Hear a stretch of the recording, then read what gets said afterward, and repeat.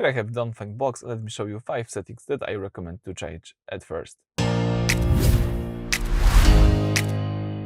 So at the very beginning, let's open the car settings. All you need to do is use this blue icon. And let me show you 5 crucial things that you should customize and you should change.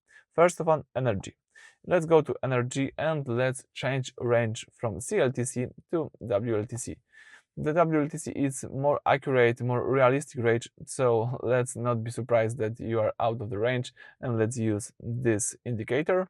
Then let's go to the vehicle settings, and here let's enable walk away auto lock. It's really useful if you just walk away and the car will automatically lock. I really enjoy this function.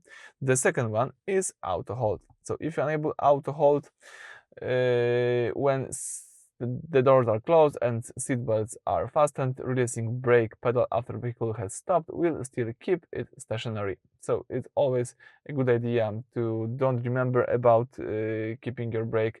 Auto hold is a really useful feature. Let's go for the fourth of the things that I recommend to change. And let's use the forward collision warning. Of course, it's important to have this enabled, but let's make it high sensitivity. I drove this car for a few days and I really enjoy this high sensitivity. You are informed about any collision possible before it's even a potential collision, so it's really useful to have the quickest possible information about this collision warning. And the next thing is intelligent speed limit assist. Let's just enable this great feature.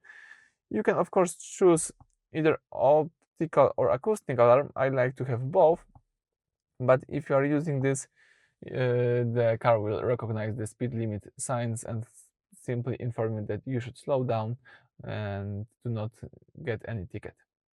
Alright, so that's it for this video. Thank you for watching. Please subscribe to our channel and leave a thumbs up.